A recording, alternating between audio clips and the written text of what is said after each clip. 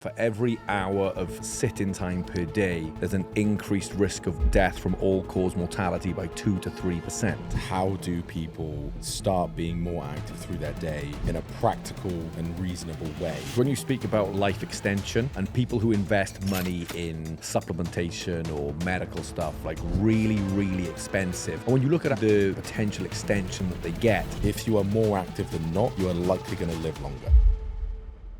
I'm Ryan Stevens. Dr. Taylor Waters. I'm Ben Olliver. Welcome to the Superhuman Show, yeah? Would you rather be a smoker that was highly active or never smoke a cigarette in your life but be extremely sedentary? Which one do you think is worse for you in the long run? oh, I thought you said, would you rather? I was like, well, I am one of them, and I don't smoke, so which one is worse in the long run? Obviously, it's going to be on a continuum, but I think a lot of people know more about the smoking side of things than they do the seated side of things. You know, you buy a pack of cigarettes, as they say in the US. I won't say what we call them in the UK. It just sounds a little bit different. There's the photos on there, there's the warnings on there, but you don't buy a chair.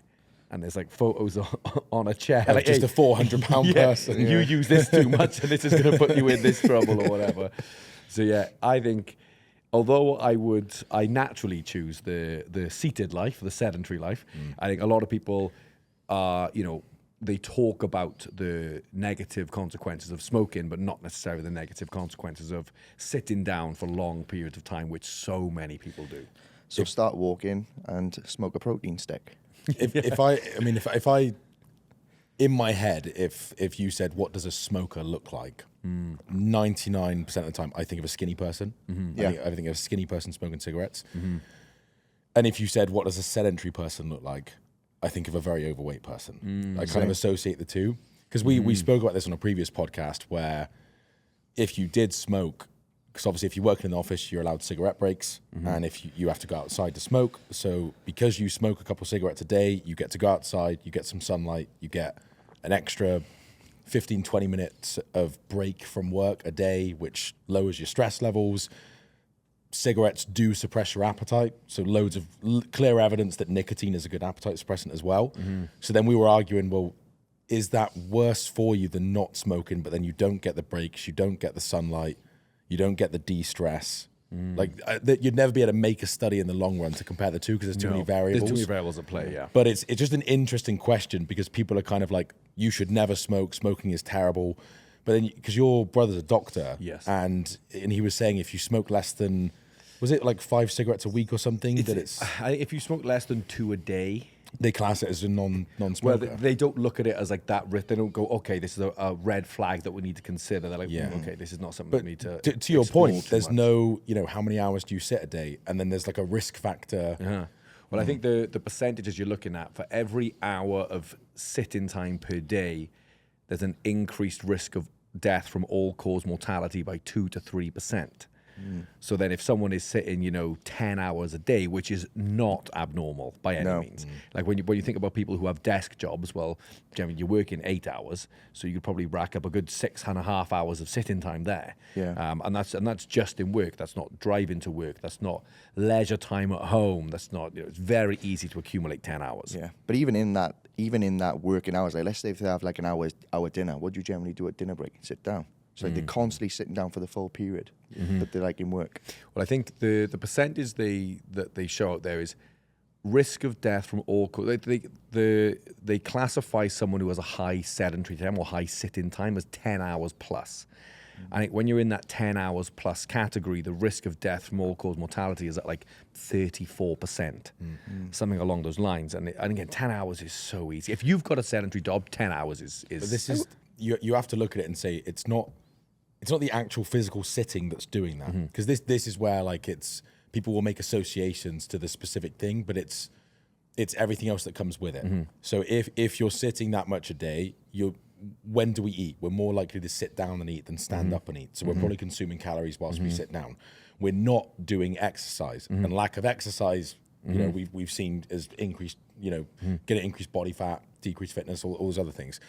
So it's kind of by doing that, you're very, very likely to be doing all of these other behaviors, which increase your risk of all of these negative things.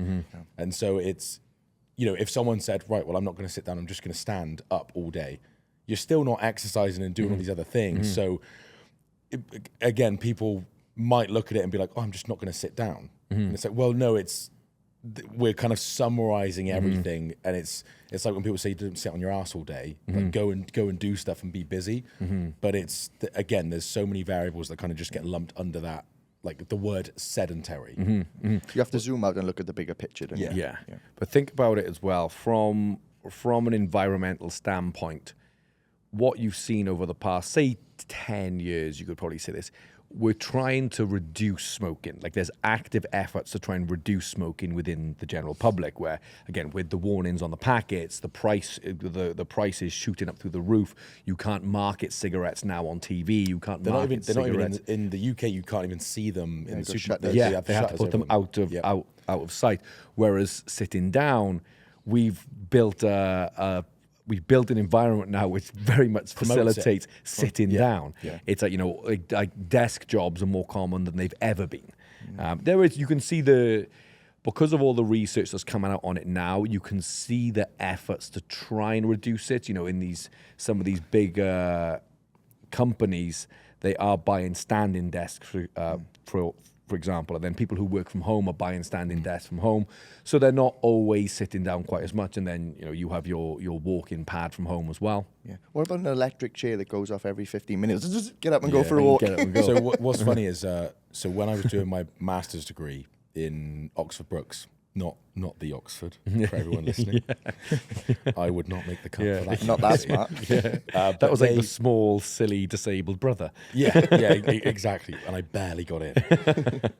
They were trying to do an initiative on campus to promote using the stairs rather than the elevators or the lifts. And so by the stairs, they were putting infographics of, if you walk X amount of stairs, you'll burn X amount of calories. And then equally by the lifts, they would say, if you don't do the stairs, like you're like basically the opposite. Like if you just use the lift, you're likely to consume X amount or more.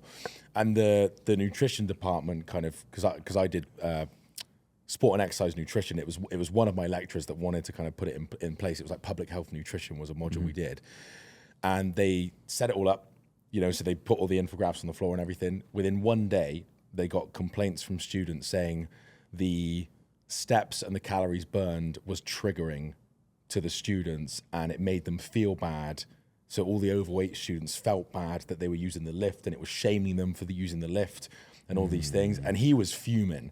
But my point being, it's very hard in today's society to do that without someone, you know, no one's done it about smoking. But when you kind of say like, oh, if you do this, you're going to be really, really overweight. It's like, well, all the overweight people get upset and kind of thing. And you're trying to navigate this really weird. It's very easy to offend someone, isn't it? Yeah. It's almost like, is it to do with the societal norms as well? Like, what is accepted now as a norm? If you go against that, well then, oh no, that's offensive because that's what we do.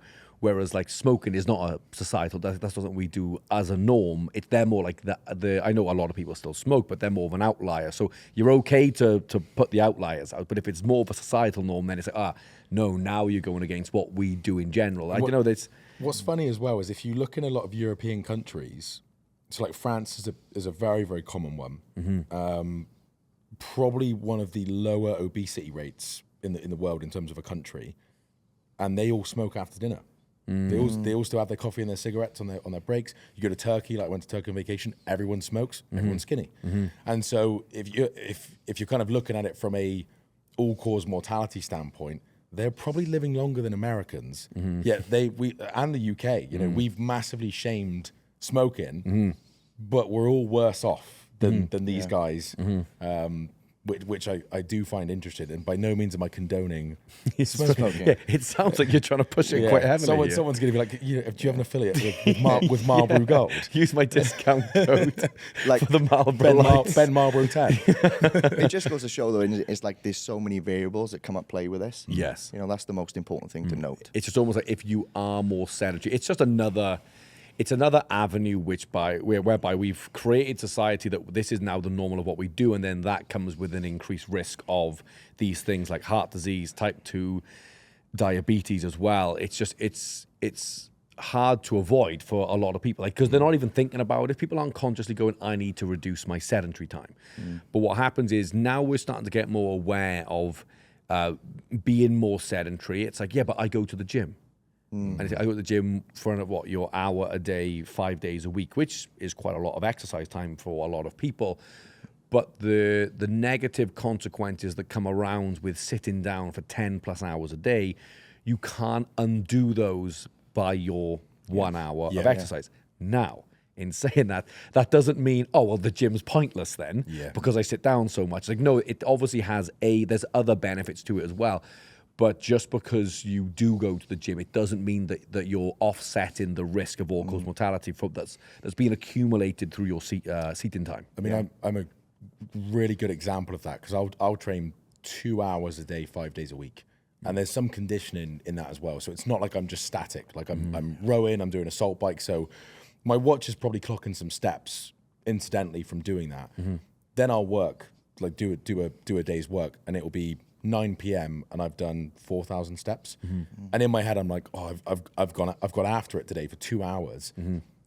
But if I walked for 2 hours, I'd be getting 12 to 15,000 steps, and would probably burn more calories from doing that than my hour and 15 of weights and then 45 minutes of conditioning. Yeah, you definitely 100%. It's almost like they call it the sedentary athlete, isn't it? And I think when you look at the research on these things, like they group people off, and that's what they refer to as the sedentary athlete. So that basically when they're comparing people who exercise but are sedentary and people who don't exercise but aren't sedentary, they're neat, I guess, throughout the day.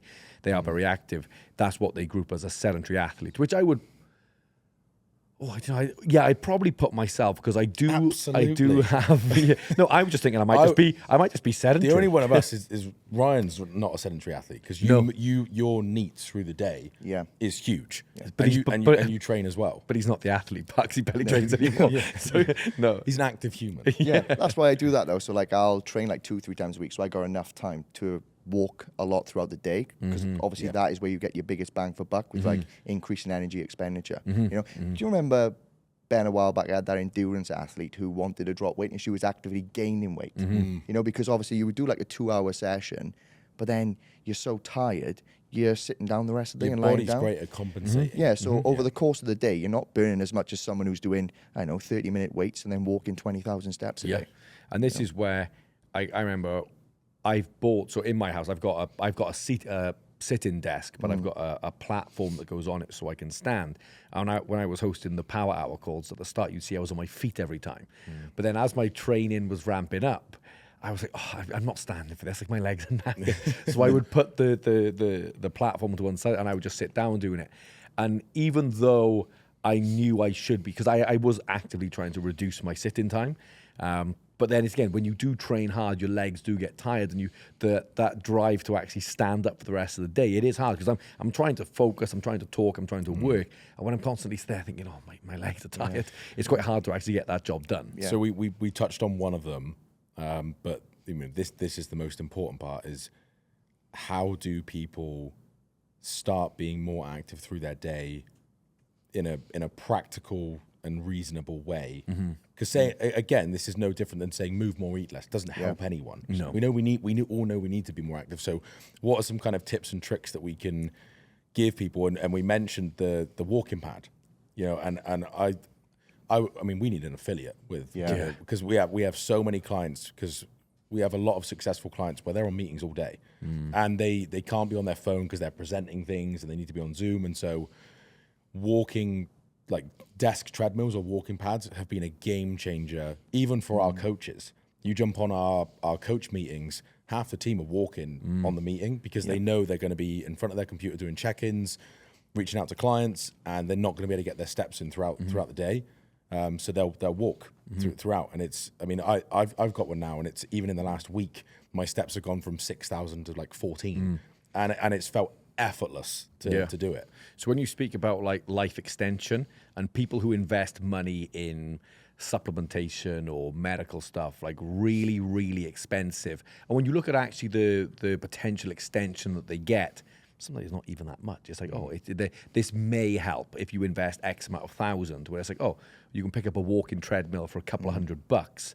And then when you look at the data there of reducing that sedentary time by an hour, 2 to 3% every hour. So now you're walking 4 hours instead of sitting for 4 hours. That's a huge reduction for the return on investment that you're getting. So they're worth their weight in gold. Like one of my clients who was very sedentary, and then I know we work in body composition more often than not. From a fat loss standpoint, was struggling to drop body weight because he was quite small as well, but overweight. And then his step counts were like 3,000 a day, and he was, but I haven't got time. I'm on meetings all the time. He got a walking treadmill. He was hitting 20,000 steps, and it was like, mate, it's easy. And the difference between 3,000 and 20,000 from 1 to 2 pounds of fat loss a week, my God, without changing your diet. Yeah. Well, look, if I would just reel off the things that I would like, the risk of death from all-cause mortality obviously would plummet. His ability to drop body fat, which in turn would help that, is going to increase tenfold. Then you've got, even just think about like your lower back pain. People who sit at a desk all day, they go, oh, my back is so tight. Your back's weak. It's not tight because it's literally just like relaxed all day. Whereas when you're up on your feet, your back is having to work just to keep yourself up. So it's like all these things, all these benefits you're going to get just by being on your feet. It's again, and it costs what, $200? Yeah, it's worth its weight in gold. I think another thing as well is that, because like if you have someone who's like working 8 hours a day sitting down, right, and then you go and say, well, you need to find an extra 2-3 hours like to on top to get like 15,000 steps. Like, God, where am I going to find that? So one of the things I look at is like, how can, without spending any extra time, what can I do with my normal day that's going to allow me to increase my expenditure? So like, let's say if you work in an office, but you get the lift up to the office every day, can I take the stairs? Like one of the things that Brian Panuzzo, who's an ex-client of Superhuman, like when he takes his kids to like baseball or wherever, he'll walk around the court. Whereas what you see most people do, sit in the car, sit on the side. When you're at home watching TV, if you've got a walking pad, walk. So you're not spending any extra time. You're basically killing 2 birds with 1 stone. And looking for little pockets like that is really, really good, and can add up over time, for sure. Is there any? I mean, I think that's the number one recommendation that 100%. I would give. 100%. Is there any other kind of tips that you would give clients to start being more active? Well, again, when you look at the research that's out there, they generally say those more prolonged sit-in periods of like 30 minutes plus are generally the worst. So if you think about it from that standpoint, like you said, trying to accumulate a load of 1,000 steps in one bout, it can seem like a lot. And then from a motivation standpoint, people just don't do it because like, oh, well, I can't afford to go get 8,000 steps after work or before work. I haven't got the time. Whereas if you set a reminder in your phone every 30 minutes to do a 10-minute bout, whereby, and again, you can still work. Like how many people work on their phone? They need to check emails. Or how many people spend time scrolling social media? It's like, oh, well, you do a 30-minute bout of hard work, then you spend that alarm goes off, you do a 10-minute bout of whether you're going to do some more work on your phone, but you're just pacing around the house, walking around the kitchen. So now you're reducing the frequency of those longer sedentary periods. But then if you were doing 10 minutes every hour during your 8-10 hour workday, you're now going to accumulate a good amount of steps. So now at the end, it's like, I've only got 2,000 steps to catch up with. So just setting those reminders to move a little bit more frequently. Again, whether that is with some people might not have a step pad or even want to get a step pad. They might not be in a position of work to use a step pad whilst working. Like there are times where you like trying to read complex things whilst walking is not always the easiest. So again, that might suit them better. Another thing I've got one to add to that is, which has been beneficial for clients, is looking at it as like a weekly average, because no one works, like very few people work 7 days a week. They may get the weekend off. So like they may only be able to get, I don't know, let's say 5,000 steps during the week, but they may be able to accumulate 20, 25 steps on the weekend where they may be sitting down. Now you can go for a hike. So rather than looking at a daily target, you could look at it as like a weekly target. I think the other thing just to make everyone aware is you don't have to go from 0 to 100. Yes. If you're sitting 10 hours a day right now, just going to 9 hours is going to be a benefit. I think people think they need to go from they've been sat down all day, so now they're never going to sit again. And by no means are we saying that, because again, it's people can perceive it as like, I'm never going to get 10,000 steps. Say, well, you're doing 2, try for 3. And when you can consistently do 3, try for 4. And it's going to be a very gradual transition over time. I mean, that's like everything we do with clients. We're never going to just go and do a complete 180. We try and just gradually change things. And then you look at, like, you know, in a year's time, and you're doing 15,000 steps a day and you used to do 2. But you didn't go from 2 to 15, you went from 2 to 3. And so it's just look at your day and look where you can just add those little steps in, like taking the stairs, park a bit further away from the store, so you've got to walk. If there's any meetings that you can go for a walk on, go for a walk on. Obviously, if you can afford and want to do a walking pad, then watch your favorite Netflix episode in the evening and walk whilst you do it. Just you know, 1 or 2 of those things, and then just start stacking them, and you'll be amazed at how fast that adds up. 100%. I think as well, going back to the point where I said about breaking up that sedentary time, like I feel like the argument against that is people are like, but when I'm busy in work, it's going to break my concentration if I'm constantly getting reminded to get up and go walk. But actually, when you look, and I think Alex Hormozy was saying this, I believe it was him, where he was on about like a productivity hack. And it's like some people, they try and work for 8 hours straight or like a 4-hour block. But because it's such a long period of time, there's only so much you can concentrate within that time. And what you find is, although you've worked for 4 hours, it's been very broken. It's been very just like slow. Whereas like he's like, well, if you work flat out for half hour or an hour, and like there's no phone, there's nothing. It's just my head's in the game when I work, and then I have a 10-minute break, and then go again, and then have a 10-minute break, then go again. The productivity over the course of the 4 8-hour period, you actually end up getting more done, because when you're in, you're fully in. And then when you're out, you actually take a break and have that breather. Whereas like if you try and go for 4 hours straight, maybe for the first hour, half hour, you're very productive. And then it gradually titrates off throughout the rest of the One work foot in, day. 1 foot out type speak. So it's like not only now are you reducing sedentary time, you're being more healthy, you're being more active, but you're also now more productive in work as well. So it's, again, that's when you look at a return on investment standpoint, worth its weight in gold. It hasn't cost you a dime. Best of both worlds. So I think really to sum it up is start looking for those areas where you can add that activity. Smoking isn't as bad as you think. That's not crop that. That's a reel for the Instagram. Smoking, like the end summary is smoking's not that bad. No, I think, but again, it's just a really good comparison, because it gets people to just open their eyes more holistically to everything that they're doing, rather than just pigeonholing certain things, saying like, you know, drinking is bad for you, smoking is bad for you, these things are bad for you. And it's like, well, it's dose dependent. And what else? What else goes with it? When you drink, do you eat a load of food? When you smoke, do you walk 5 miles whilst you smoke? And so you'll never be able to know the full kind of the net gain or loss, because there's so many things that go into it, which we'll never be able to kind of track in a study. But we do have the general consensus that if you are more active than not, you are likely going to live longer. And we can manipulate the environment and set these things in place to enable you to be more active without pulling away from these other areas that you're trying to address, like work and so on. Awesome. Thank you as always, guys, for tuning in. Be sure to like and subscribe on YouTube, iTunes, and Spotify, and we'll see you next time. If you love this show, please like, share, and leave us a 5-star review so that we can help more people. I'm John Madsen, reminding you to always go get what's yours.